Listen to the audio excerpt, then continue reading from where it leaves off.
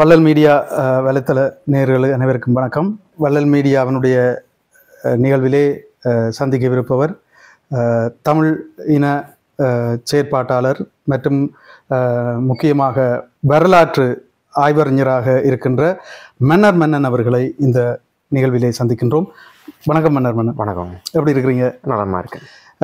இன்றைய நாளிலே நாங்கள் சந்திக்கிற இடம் நோர்வேயில் இருக்கின்ற பேர்கன் மாநகரிலே எங்களுக்கு நல்ல ஒரு சந்திப்பொன்று கிடைத்திருக்கின்றது.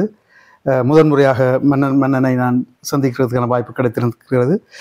மகிழ்ச்சி. நாங்கள் இந்த உங்களுடைய பணிகளை நாங்கள் பார்க்கின்றோம், அல்லது உங்களுடைய தொடர்ச்சியான இந்த வலைத்தளத்துக்கூடாக அல்லது ஊடகங்களுக்கூடாக உங்கள் போன்ற பெருந்தகைகள் ஆளுமைகள் தொடர்ச்சியாக தமிழிடம் சார்ந்து செயற்படுகின்ற நிலைமையை காணக்கூடியதாக இருக்கின்றது.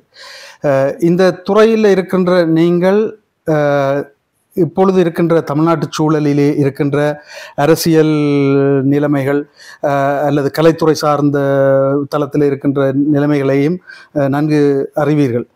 அந்த வகையிலே அண்மை காலமாக தமிழர் விரோதமான திரைப்பட படைப்பாக்கங்கள் வெளிவருவது, அது சார்ந்து மக்களுக்கு நிகழ்கின்ற அநீதி அல்லது இந்த மக்களுக்குள்ளே சமூகத்துக்குள்ளே ஏற்படுகின்ற முரண் சார்ந்த விஷயங்களை எங்களோட பகிர்ந்து கொள்ள முடியுமா? நேர்மையாக சொல்லணும் அப்படின்னு பார்த்தீங்கன்னா, இங்கே தமிழர்களுக்கு எதிரான திரைப்படங்களினுடைய வரலாறுங்கிறது ஒரு 50 ஆண்டு கால வரலாறு. இப்போ திடீர்னு ஒரு படம் 2 படம்னு நம்ம சொல்ல முடியாது. ஒவ்வொரு படத்துலேயும் அந்த உளவியல் மெதுவாக கட்டமைக்கப்படுது.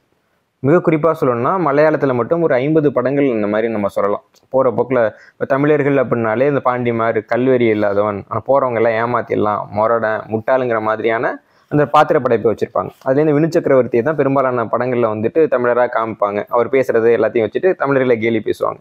இந்த மாதிரி இப்போ செட் ப்ராப்பர்ட்டின்னு சொல்லுவாங்கல்ல, ஒரு படத்தில் இருக்கக்கூடிய அந்த மாதிரி தமிழர்னாலே இப்படிப்பட்ட ஆட்கள் ஒரு செட் ப்ராப்பர்ட்டிங்கிற மாதிரி ஒரு மனநிலை மலையாளத்தில் கட்டமைக்கப்பட்டது. இன்னொரு பக்கம் தெலுங்குல பார்த்தோம் அப்படின்னாலும் அந்த மனநிலை தொடர்ச்சியாக கட்டமைக்கப்பட்டு வந்தது.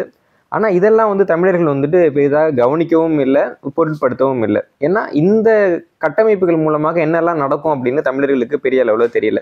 இப்படி இருந்த காலகட்டத்தில் தான் எனக்கு தெரிஞ்ச வரைக்கும் நாங்கள் ஒரு முதற்கட்டமாக ராஜராஜ சோழன் அப்படின்னு ஒரு தெலுங்கு படத்தை எதிர்த்து ஒரு பிரச்சாரத்தை பண்ணோம். இப்போ ராஜராஜ திருடன்னு அர்த்தம் அதுக்கு. இப்போ அதில் பார்த்தீங்கன்னா அந்த படத்தினுடைய முதல் விளம்பரத்திலேயே ஒருத்தன் கிரீடெல்லாம் வச்சுட்டு ராஜராஜ சோழன் மாதிரியே வருவான். ஒரு தமிழ் விரோத படம் அப்படின்னு நாங்கள் முதல்ல அந்த படத்தை பற்றி பேச ஆரம்பித்தோம். அதற்கு பின்பாக மலையாள திரைப்படங்களில் இருக்கக்கூடிய தமிழர் விரோத போக்கை பற்றி நாங்கள் நிறைய தளங்களில் பேச ஆரம்பித்தோம். இப்படி கதாபாத்திரங்கள்லாம் தவறாக சித்தரிக்கப்படுதுன்னு. அப்படி பேசுறதுக்கு முன்பாக மலையாள திரைப்படங்களில் தமிழர்கள் நல்லவங்களாக காட்டப்பட்டதே கிடையாது. ஆனால் இப்படி ஒரு பிரச்சாரம் வருதுன்னு தெரிஞ்ச உடனே மாலை நேரத்து மயக்கம், ஹிருதயம் மாதிரியான படங்களில் தமிழர்களை நல்ல மாதிரியும் காட்டக்கூடிய சில காட்சிகள் அதுக்கு பின்னாடி வந்தது அப்படின்னு நம்ம அதை பார்த்தோம். அப்போ இது இது ஒரு முடிவாக இருக்கும், இனிமேல் அப்படி எடுக்க மாட்டாங்கன்னு நினைக்கிறப்ப தான் திரும்பவும் பழைய மாதிரியே தவறான படங்கள் எடுக்கிற போக்கு மலையாளத்திலையும் தெலுங்குலையும் தயை காட்டுச்சு. ஆனால் இப்போ நடந்த மாற்றம் என்னன்னா, இத்தனை காலமாக இத்தனை ஆண்டுகளாக இதெல்லாம் கண்ணும் காணாமல் இருந்த தமிழர்கள் இப்போ போராடுறாங்க. ஒரு படம் வருதா, இன்னைக்கு அந்த முல்லை பெரியார் அணை உடைப்போம் அப்படிங்கிற ஒரு உள்நோக்கத்தோடு எடுக்கப்பட்ட ஒரு படம் வருதா, போய் அந்த திரையரங்கு வாசல்ல போராடக்கூடிய, இல்லை போராட்டம் அறிவிச்ச உடனே பல திரையரங்குகள் இந்த படத்தை நாங்கள் வெளியிடலை அப்படின்னு சொல்லக்கூடிய ஒரு நிலையை நம்ம பார்க்குறோம். அந்த படம் வசூல் ரீதியாக பெரிய அளவில் போகாமல் தடுக்கப்பட்டது. இப்போ ஜாட்டுங்கிற படம் வந்திருக்குது, அந்த படமும் வசூல் ரீதியாக போகாமல் தடுக்கப்பட்டிருக்கு. ஆரம்ப கட்டங்களிலேயே இப்படியான நிலைமைகள் தலை தூக்கும் பொழுது அதற்கான வினையாற்றி இருக்கிற இது வீரியம் காணாதுன்னு சொல்லி போதாதுன்னு சொல்லி வினையாற்றவே இல்லைங்க. ஏன்னா நீங்கள் நல்லா தெரிஞ்சுக்க வேண்டியது, மலையாளிகளுக்கு மலையாள திரைப்பட உலகம், கன்னடர்களுக்கு கன்னட திரைப்பட உலகம். கன்னட திரைப்பட உலகம் எப்படின்னா, இப்போ ராஷ்மிகா மந்தனான ஒரு நடிகை இருக்காங்க.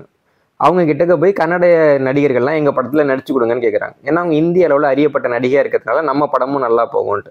அவங்க நான் இந்திய அளவில் நடிச்சுக்கிட்டு இருக்கிறேன், எப்படி கன்னட படத்தில் நடிக்கிறதுன்றப்போ அந்த திரையுலகம் அவங்களை மிரட்டுது. உங்கள் குடும்பம்லாம் எங்கே இருக்குன்னு எங்களுக்கு தெரியும் அப்படின்ட்டு. அங்கே இருக்கிற ஆளுங்கட்சியும் இதே சொல்லுது. புரியுதா உங்களுக்கு? அப்போ கன்னட திரையுலகமும் கர்நாடகத்தை ஆளுக்கூடிய கட்சிகளும் கன்னடங்கிற ஒரு இன அடையாளத்துக்குள்ளே தான் நிற்குது. மலையாளத்துலேயும் அதே நிலைமை தான், தெலுங்குலேயும் அதே நிலைமை தான் நம்ம பார்க்குறோம். ஆனால் தமிழ்நாட்டில் பார்த்தீங்கன்னா தமிழ் திரைப்பட உலகம்னே ஒன்று கிடையாது. ஏன்னா இதெல்லாம் ஒருங்கிணைந்த சென்னை மாகாணமாக இருந்தப்போ தென்னிந்திய நடிகர் சங்கம்னு ஒன்று ஆரம்பித்தாங்க. தென்னிந்திய, இன்னைக்கு வரைக்கும் இது தென்னிந்திய நடிகர் சங்கம் தான்.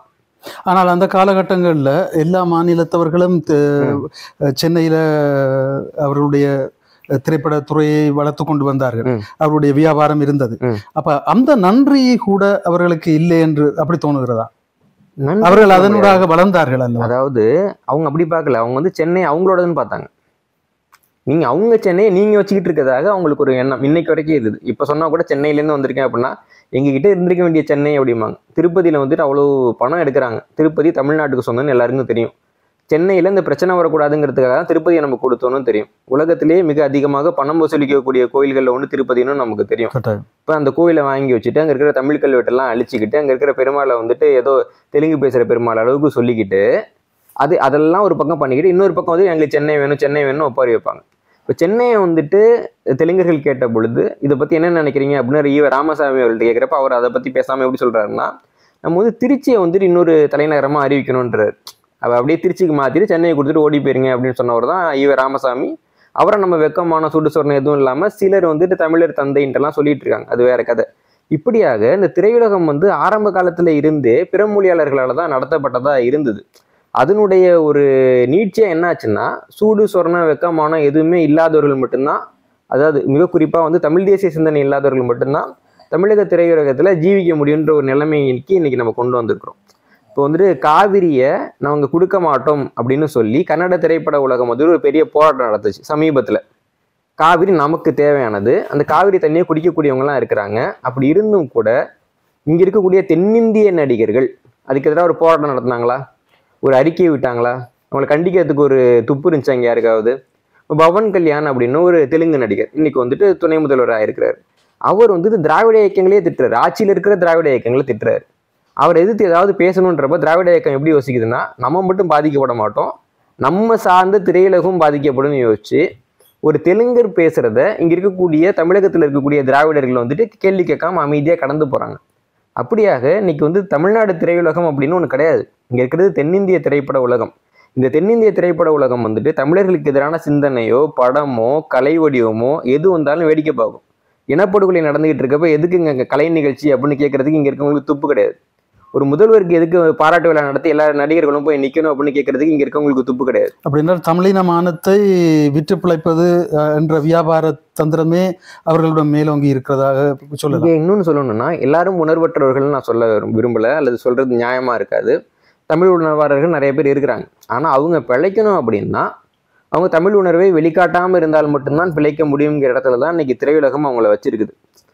மக்களுக்கு அந்த புரிதல் வேணும். ஒரு படம் வர்றப்போ நம்ம பார்க்குறோம், தெலுங்குல வந்துட்டு சித்தார்த்துங்கிறவர் வந்து பெரிய நடிகராக இருந்துகிட்டு இருந்தார். ஒரு நிகழ்ச்சியில் வந்துட்டு உங்களுக்கு தெலுங்கு வந்து பேசுறீங்களா அப்படின்னு கேட்குறப்ப எனக்கு தெலுங்கு பெருசாக தெரியாதுன்ற மாதிரி அவர் சொல்றாரு. சொன்ன உடனே என்ன ஆகுதுன்னா அதுக்கு பிறகு கொஞ்சமாக ஒரு நகர்த்தப்படுறாரு. இன்னைக்கு சித்தார்த்து வந்து தமிழ்நாட்டிலே இருக்கிறாரு, தெலுங்குல வந்துட்டு அவர் ஒன்றும் இல்லை. ஒரு காலகட்டத்தில் சித்தார்த் நடிக்கிற படங்களை தமிழில் வந்துட்டு எடுத்து தான் இங்கே இருக்கிற பெரிய பெரிய நடிகர்கள் வந்து மேலே வந்தாங்க. இன்னைக்கு அவருக்கு வந்துட்டு ஒரு பெரிய சந்தேகம் இல்லாத அளவுக்கு பண்ணிட்டாங்க. அப்போது எனக்கு தெலுங்கு தெரியாது அப்படின்னு சொல்கிறப்போ அவனுக்கு எவ்வளோ பெரிய கோவம் வருது பாருங்க. ஒன்றும் இல்லாமல் ஒழிக்கிறாங்க பாருங்க, இப்போ நடக்குது. ஆனால் தமிழ்நாட்டில் வந்துட்டு நம்ம அங்கே அந்த கவலையே கிடையாது. கவலையே கிடையாது. ஒருத்தவனுக்கு தாய்மொழி என்னங்கிற கவலையோ அவனுக்கு தமிழ் மொழி பேச தெரியுமா தெரியாதாங்கிற கவலையோ கிடையாது. இன்னைக்கு உச்சத்தில் இருக்கக்கூடிய நடிகர்களே தமிழை தப்பு தப்பாக தான் உச்சரிக்கிறாங்க. என்னோட இப்போ அரசியல் ஆக்கிரமிப்பு போல திரைத்துறை ஆக்கிரமிப்பு, திரைத்துறையில் வந்து ஆக்கிரமிப்புன்னு சொல்ல முடியாது, முழுங்கிட்டாங்க. ஆக்கிரமிப்புனா ஏதோ நம்ம கிட்டக்கு ஒரு திரைத்துறை இருந்து அதை மற்றவங்க ஆக்கிரமிச்சாதான் ஆக்கிரமிப்பு. நமக்கு திரைத்துறை இல்லை. நமக்கு வந்து தமிழக திரைத்துறை எந்த காலகட்டத்திலையும் குரல் கொடுக்காது. தமிழக திரைத்துறை பார்த்தீங்க அப்படின்னா அது கொடுக்க வேண்டிய குரலையும் தமிழ் தேசியர்கள் தான் நீ கொடுத்துட்டு இருக்கோமே தவிர இந்த துறையில் இருக்கிறவங்க அதை பற்றிலாம் பேச மாட்டாங்க. அது பேசணும்னா அதன் மூலமாக அவங்களுக்கு வாய்ப்பு கிடைக்காம போயிடுமோ அப்படின்ற ஒரு அச்சம் தான் அவங்களுக்கு இருந்துகிட்டு இருக்கு. இப்பயும் பார்த்தீங்கன்னா அந்த கோட்டா சீனிவாச ராவ்னு ஒருத்தர் இருந்தப்போ அவர் வந்துட்டு தமிழ் நடிகர்கள் வந்துட்டு அங்கே போயிடக்கூடாதுன்றதில் அவ்வளோ கண்ணும் கருத்துமாக அவங்க தடுத்துக்கிட்டு இருந்தார். அதே நேரம் அவருக்கு வந்துட்டு இங்கே இருக்கக்கூடிய தமிழ் படங்களில் வந்து தொடர்ச்சியாக வாய்ப்புகள் கொடுக்கப்பட்டன. என்னங்க தமிழ்நாட்டிலேருந்து வர்றவங்கலாம் கூடாதுன்றீங்க, இவரை நம்ம உள்ள விடக்கூடாதுன்ட்டு நேரடியான ஒரு எதிர்ப்பை கூட பதிவு செய்யறதுக்கு துப்பில்லாத ஒரு துறையாகத்தான் இன்னைக்கு வந்து தென்னிந்திய திரைப்பட துறை அப்படின்றது இருக்கு.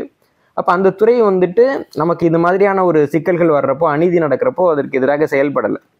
நம்ம மக்கள் என்ன புரிஞ்சுக்கணும் அப்படின்னா, ஒரு படம் வருது அப்படின்னா அந்த படத்தினுடைய உள்ளடக்கம் தவறாக இருக்குது அப்படின்னு தெரியறப்போ மக்கள் வந்துட்டு தமிழ் தேசியர்கிட்ட தான் வந்தாகணும்.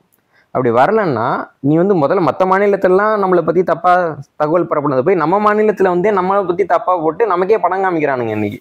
அப்போ எமது இனத்தவர்களை தமிழ் இனத்தவர்களையும் தாம் அப்படித்தான் என்று கருதும் அளவுக்கு ஆமா இப்போ இது தொடர்ந்துச்சுன்னா என்ன ஆகும்னா இப்போ உங்களை பற்றி ஒரு படம் உங்கள் மொழியிலே வந்துச்சு, நீங்கள் அதை கைத்தட்டி தானே ரசிச்சிங்க, அப்போ உண்மை தானே அப்படின்னு கேட்குறப்ப நம்ம இல்லைன்னு எங்கே மூஞ்சி வச்சுட்டு பதில் சொல்லுவோம்? அதான் என்னை நானே இழிவானவனாக. ஆமாம், என்னை இழிவுபடுத்துகிற படத்துக்கு நானே டிக்கெட் வாங்கி பார்த்து நானே கைத்தட்டி இந்த படத்தை ஓட வைப்பேன் அப்படின்றது இப்போ ஒரு நாய் வந்துட்டு அதனுடைய சங்கிலி அதே கவிட்டு நடக்கிற மாதிரி. அதுக்கு ஏதோ உரிமையாளர் இருக்காங்கன்னு பார்த்தா தெரியும்ல. அந்த மாதிரி ஒரு நிலைமையில தான் இன்னைக்கு தமிழர்கள் வைக்கப்பட்டிருக்காங்க. ஒரு கலை இருக்குன்னா அந்த கலைக்கு வந்துட்டு ஒரு எல்லை இருக்கு. ஒரு கலை வந்துட்டு ஒரு அவதூற பரப்பக்கூடியதாக இருந்தது அப்படின்னா அது வந்துட்டு கலை வடிவம் கிடையாது, அது வந்துட்டு வன்ம வடிவம் இல்லைங்களா? இப்போ வரக்கூடிய பெரும்பாலான படங்கள் தமிழர்களை பற்றின ஒரு இடம் வந்துச்சுனாலே அது வன்மத்தை வந்து உச்சபட்சமாக வெளிக்காட்டுது. அப்போ என்ன ஆகுதுன்னா அதுக்கான இடத்த யார் கொடுக்குறா? இப்போ தமிழ்நாட்டில் இருந்துட்டு தமிழ் நடிகர்கள், தமிழ் இயக்குனர்கள், தமிழ் தயாரிப்பாளர்கள்ன்ட்டு பொது மேடையில் சொல்லிக்கிறவங்களே மோசமான படங்கள்லாம் எடுக்கிறாங்க, வெளியிடுறாங்க. இப்போ அதை புரிஞ்சுக்கிற அறிவே இவனுக்கு இல்லைன்னா நம்ம சொன்னால் நம்மளே வந்து திட்ட போகிறாங்கன்ற ஒரு எண்ணம் வந்துட்டு அயல் மாநிலங்களில் காணப்படுது. அப்போ இந்த எண்ணம் வந்து ஒழிக்கப்படணும்னா தமிழ்நாட்டில் இருக்கக்கூடிய தென்னிந்திய திரைப்படத்துறைங்கிறது வந்துட்டு கலைக்கப்பட்டு அல்லது வந்துட்டு அதனுடைய ஒரு உரிமம்ங்கிறது ஒன்றும் இல்லாமல் போய் தமிழர்களுக்கான ஒரு திரைப்படத்துறை இங்கே வரணும். அதை புதிதாக கட்டமைக்கப்படும் அளவுக்கான ஒரு சூழல் அங்கே இருக்குதா? அல்லது ஏனென்றா அதனுடைய முதலீட்டாளர்கள் அல்லது அதனுடைய தயாரிப்பாளர்கள் எல்லாம் வேற்று மொழியினவர்த்தவர்களாக அதை மலமுழுங்கிகளாக விழுங்கியவர்களாக இருக்கும் பொழுது அது ஒரு பெரிய சவாலாக இருக்குமல்லோ. கர்நாடக திரைப்படத்துறையை பார்க்குறோம், அது வந்து கன்னட மக்களால் தான் படம் பார்க்கப்படுது. கன்னட தயாரிப்பாளர் இயக்குனர் தான் அதிகமாக இருக்கிறாங்க. இப்போ கர்நாடகாவில் வந்துட்டு கன்னடம் பேசக்கூடிய மக்கள் 70% கூட கிடையாது. தமிழ்நாட்டில் 80% மேலே இருக்கிறோம்.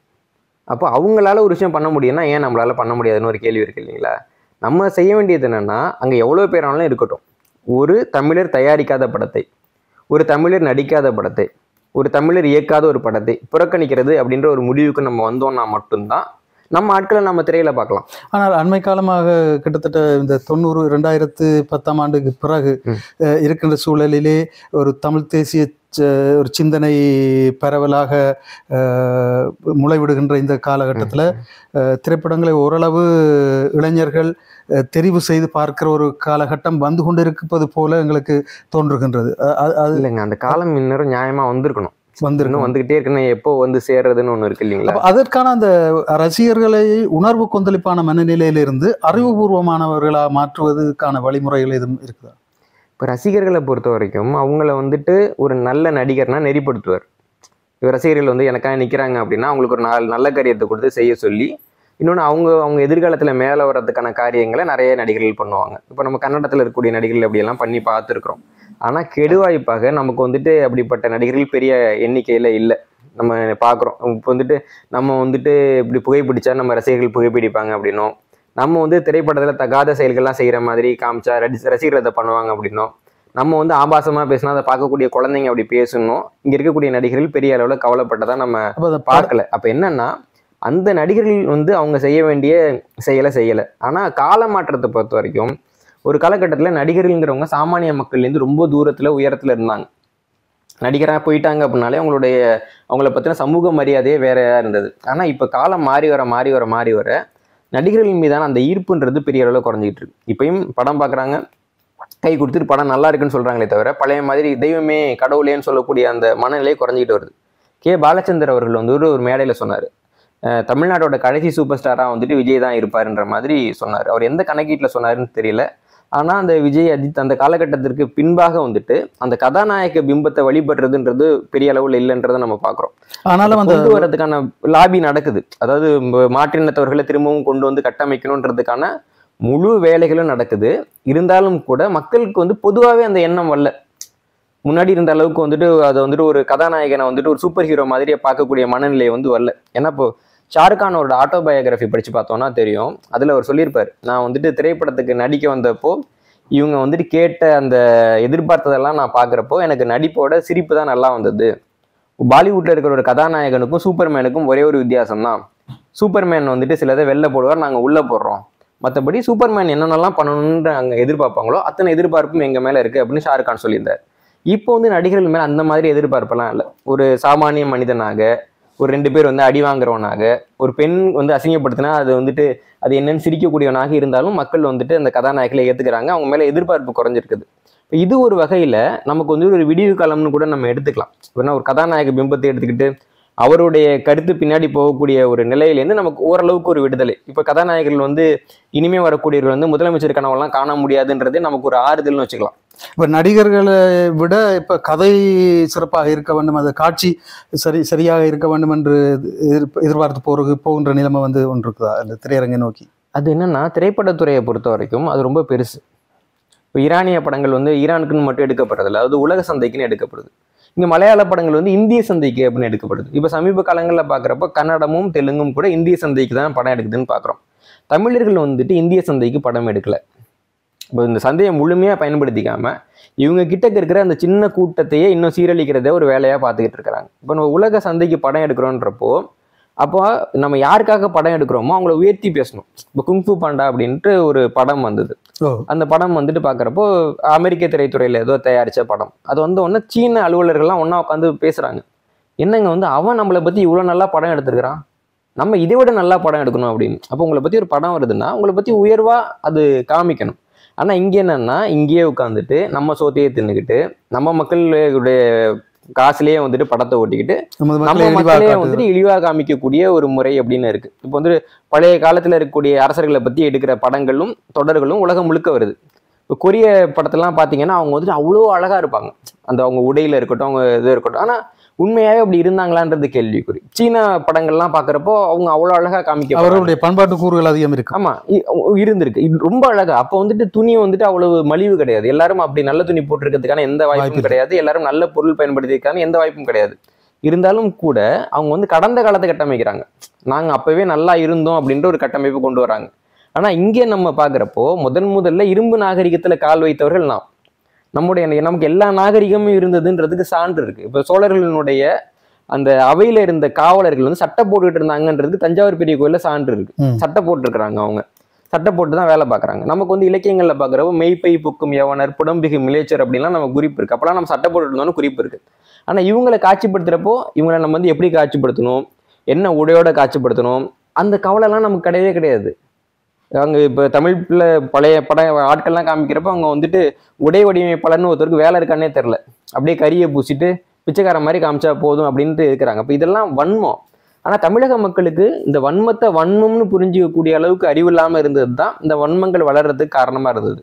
இப்போ அது வந்து கொஞ்சம் தோத்து மக்கள் இதை கவனிக்கிறாங்க, இதை பற்றி பேசுகிறாங்க, இதை எதிர்க்கிறாங்கன்ற நிலைமைக்கு தமிழ் தேசியம்ங்கிற அந்த கோட்பாட்டு அரசியல் இன்னைக்கு கொண்டு வந்து அந்த கவனிப்பில் இன்னும் போதாமல் இருக்கிறது நாங்கள் உணரக்கூடிய மாதிரி இருக்குது அல்லவா? ஆமாம், நமக்கு வந்துட்டு இப்போதான் கவனிக்கிறோன்றதே அவமானம். இப்போ கவனிச்சிட்டோன்னு பெருமைப்படக்கூடாது, இப்போதான் கவனிக்கிறோன்றது அவமானம். அப்போ ஒரு வீரியமாகவும் மிக வேகமாகவும் செயலாற்ற வேண்டிய, முன்னோக்கி நகர வேண்டிய கட்டம் தமிழருக்கு இருக்கிறதாக இருக்கு. கட்டாயம் நகரணும். நகர்ந்து தமிழர்களுக்கு எதிரான படங்களை பற்றின ஆய்வுகள் நடக்கணும். எந்தெந்த படத்தில் எவ்வளோ பேர் இப்படி காமிச்சிருக்கான், எந்த அரசியல் காலகட்டத்தில் இப்படி நடந்தது, இப்படி காமிக்கணும்னு சொல்லிட்டு எவன் கதை எழுதுனா, எவன் அது இயக்குனராக இருந்தான், அந்த படத்தை எவன் விநியோகிச்சுதான், அந்த படத்தை எவன் திரையிட்டு காமிச்சான்ற வரைக்கும் மக்கள் வந்து கவனிச்சாங்கன்னா தான் இவனுங்கெல்லாம் யார், இவனுங்க நோக்கம் என்னன்னு நம்ம புரிஞ்சிக்க முடியும். அதை நோக்கின பயணத்தில் இதை வந்து முதல் அடி அப்படின்னு தான் நான் பார்க்குறேன். ஆரம்ப காலத்திலே இப்போ நீங்கள் சொன்ன மாதிரி பாலச்சந்திரையா போன்றவர்களுடைய காலகட்டத்திலே நான் படைப்பாளிகளை கொண்டாடுவதும் பெருமதிப்பு வைத்திருக்கிறதாகவும் இருந்த காலகட்டமாக இருந்தது.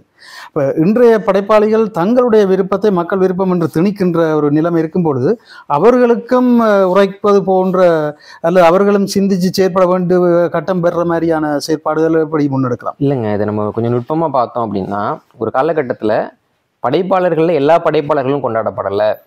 இப்போ இளையராஜா அவர்கள் வந்துட்டு படத்துக்கு இசையமைக்கிறப்போ அந்த படத்துக்கான விமர்சனங்கள்லாம் எடுத்து பார்த்தீங்கன்னா, இப்போ நாயகன் படத்தோட விமர்சனத்திலேயே மணிரத்னம் ரொம்ப நல்லா எடுத்துருக்காரு, இளையராஜா இடையில வாசிச்சிருக்காரு அப்படின்னு இருக்கும். இத்தனைக்கும் அதில் வரக்கூடிய பாடல்கள்லாம் ரொம்ப நல்ல பாடல். தளபதிக்கு கூட அந்த மாதிரி தான் விமர்சனம் எழுதினாங்க. சத்தமே சரியா இல்லைன்ற மாதிரியான விமர்சனங்கள் கூட தான் வந்தது. இப்போ திரைப்படத்துறையிலேயே தமிழர்கள் பணியாற்றினாலும் கூட அதில் தமிழர்களுக்கு கிடைக்கக்கூடிய மரியாதை என்ன, மற்றவங்களுக்கு கிடைக்கக்கூடிய மரியாதை என்னங்கிறதுல ஒரு பெரிய வேறுபாடை நம்ம கவனிக்கலாம். திரைப்படத்துறையில் பாரதி ராஜா அவர்களுக்கு முன்னாடி வந்துட்டு யார் மதிக்கப்பட்டாங்கன்றதெல்லாம் நம்ம கொஞ்சம் நுட்பமாக கவனித்து பார்க்குறப்ப அது தெரியும். பாரதி ராஜா தான் முதல்ல முழுக்க வெளியில் வந்துட்டு ஒரு கிராமத்தில் வச்சு படம் எடுக்கிறாரு 16 வயதுலேன்ட்டு. அதுக்கு பின்னாடி தான் வந்துட்டு இயல்பான வாழ்க்கையை இயல்பான சூழலில் காமிக்கிறதுனே வந்தது. அப்போ என்னென்னா, ஒரு கலைஞன் வந்து தானாக மதிக்கப்படுகிறானா அல்லது வந்துட்டு அவனுக்கான மதிப்பு கட்டமைக்கப்படுதா அப்படின்னு நம்ம பார்க்குறோம். இப்போ தமிழ்நாட்டில் திரைப்படத்துறையில் கட்டமைக்கப்பட்டவர்கள் தான் ரொம்ப அதிகம். உண்மையாகவே வந்துட்டு மேலே வந்தவங்கன்றது குறைவு தான். ஏன்னா நமக்கு ரசனைங்கிறது கட்டமைக்கப்படுது.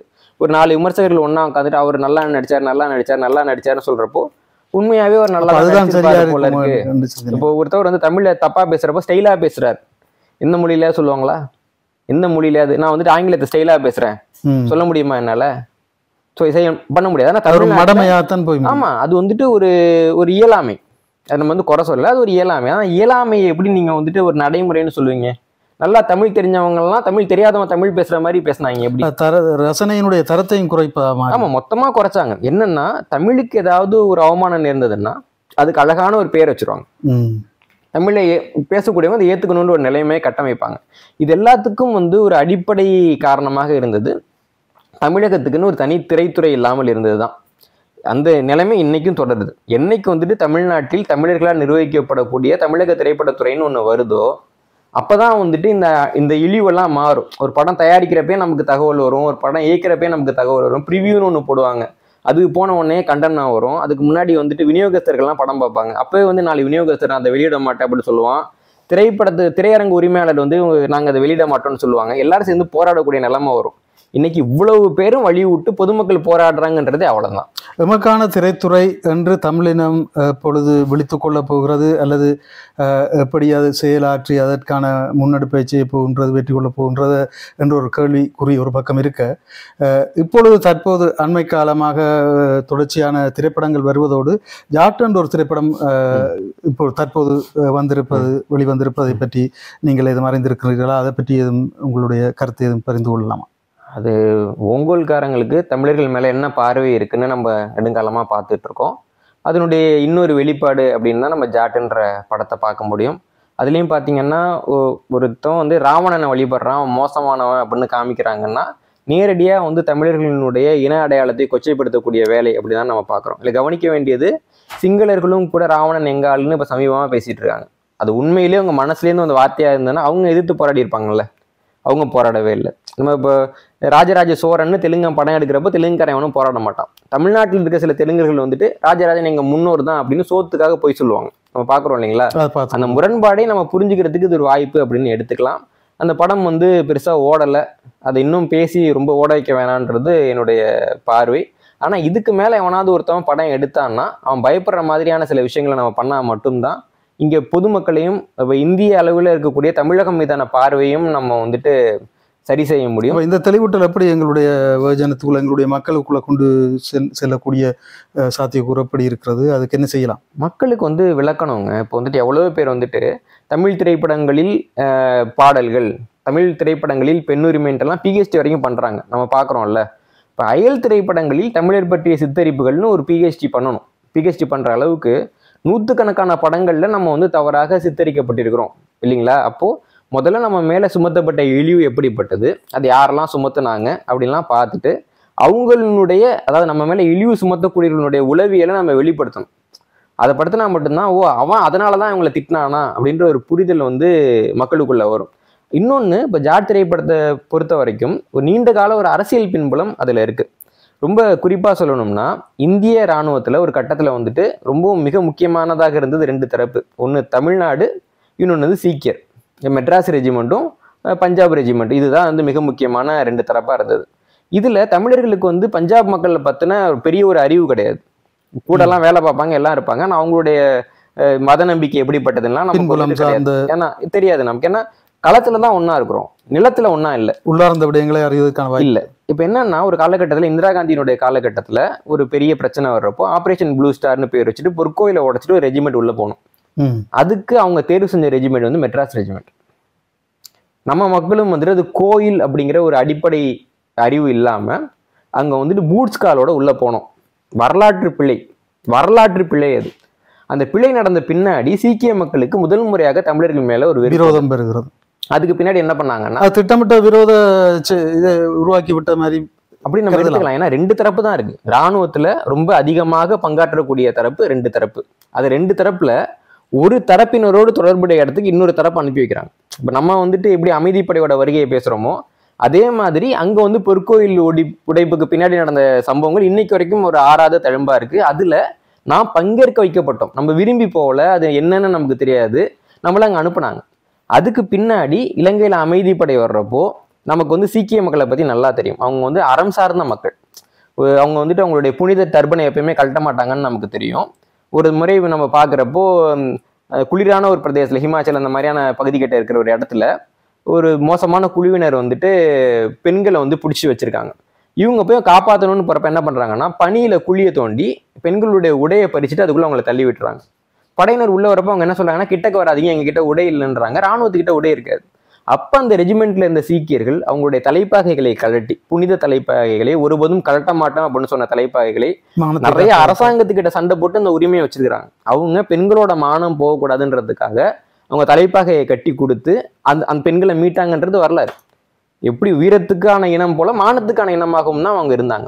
ஆனா அவர்கள் வந்துட்டு இலங்கையில் இருக்கக்கூடிய அமைதி படையில் இருந்தும் கூட அங்க ஏன் அநீதி நடந்தது அப்படின்னு பார்த்தோம்னா அது வந்து ஆபரேஷன் ப்ளூ ஸ்டாரோட தொடர்ச்சி. எனக்கு நீ பண்ணல, ஆமாம், அந்த எண்ணம் வந்து அவங்க தென்னிந்திய தமிழரும் ஈழத்தமிழரும் ஒரே மாதிரியாகத்தான் அவர்களுக்கு. ஆமா, அப்ப நம்ம புரிஞ்சுக்க வேண்டியது என்னன்னா இலங்கை தமிழர்கள் வந்துட்டு பட்ட துயரத்துக்கு ஒரு காரணம் வந்துட்டு தமிழக தமிழர்கள் செய்த பிழை.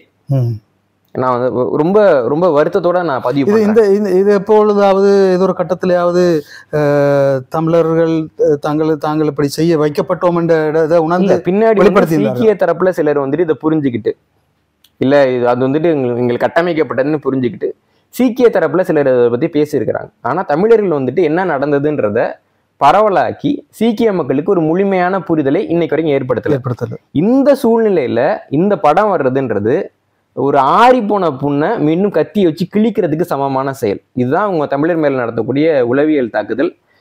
இந்த தாக்குதல் வந்துட்டு ஏற்கனவே நம்ம ஒரு முறை ஒரு தவறை வந்துட்டு வேடிக்கை பார்த்துட்டோம்.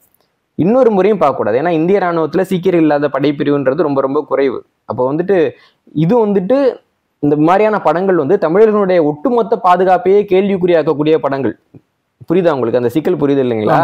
அதனால ரொம்ப கவனமாக இந்த படங்களுடைய உளவியலை நம்ம உடைக்கணும். இந்த படத்திற்கான இந்த உளவியல் பாதிப்பை ஏற்படுத்துகிற வேலையில் ஈடுபட்டவங்க வந்து நாம் வந்துட்டு வெளிப்படுத்தி காமிக்கணும். அதுதான் இங்கே தேவை. நீங்கள் பார்த்தீங்கன்னா டிஸ்னி அப்படின்ட்டு ஒரு தயாரிப்பு நிறுவனம் இருக்கு. இப்போ அவங்க அப்புறம் இப்போ இருக்கக்கூடிய நிறைய படங்களில் யூதர்களுக்கு ஆதரவான போக்குகளை நம்ம வெளிப்படையாக பார்க்கலாம்.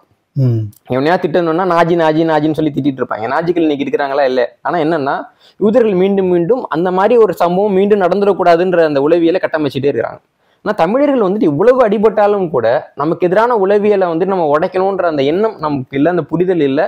அதற்கான முதற்கட்ட ஆயுதம் தமிழக திரைப்படத்துறைங்கிறது. அந்த ஆயுதத்தையே நம்ம உருவாக்கலை.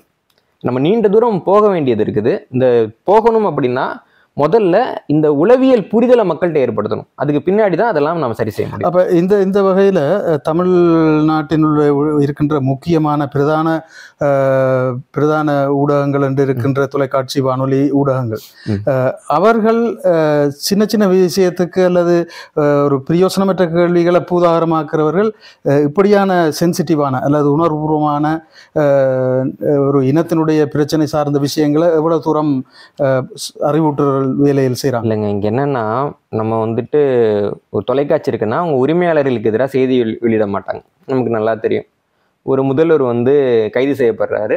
அவங்களுக்கு உரிமையாக அந்த தொலைக்காட்சி வந்து வாழைப்பு வடை செய்வது அப்படின்னு செய்தி போட்டுட்டு இருந்தாங்க. இன்னைக்குன்னா எல்லா ஊடகமும் வாழைப்பு வடை செய்வது எப்படின்னா செய்தி போட்டுட்டு இருக்காங்கன்னு நம்ம பார்க்குறோம்.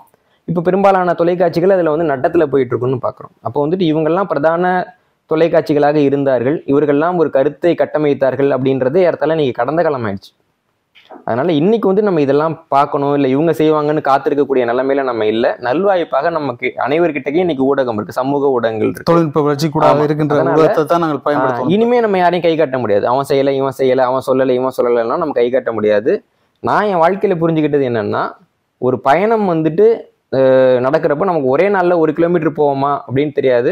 ஒரு நாளில் அவ்வளவு போகலைன்றதுக்காக நம்ம வந்து அதுக்கு திட்டப்படவும் மாட்டோம். ஆனால் முதல் அடி கூட எடுத்து வைக்க நமக்கு வக்கில்லை அப்படின்னா நாம் வந்துட்டு சரியான நபர்கள் கிடையாது. அப்போ தமிழர்களாக இருக்கட்டும், தமிழ் தேசியவாதிகளாக இருக்கட்டும், நமக்குன்னு ஒரு திரையுலகம் இல்லை. இந்த திரையுலகம் எனக்கு எது நடந்தாலும் அதுக்காக எனக்கு வந்து நிற்காதுன்ற ஒரு புரிதலை மக்கள்கிட்ட ஏற்படுத்தணும். தமிழர்களுக்காக வந்து நிற்காத ஒரு கூட்டத்துக்கு பின்னாடி போகிறதையும் அந்த கூட்டத்தை சேர்ந்தவர்களை கொண்டாடுறதையும் நம்ம நிறுத்தணும்.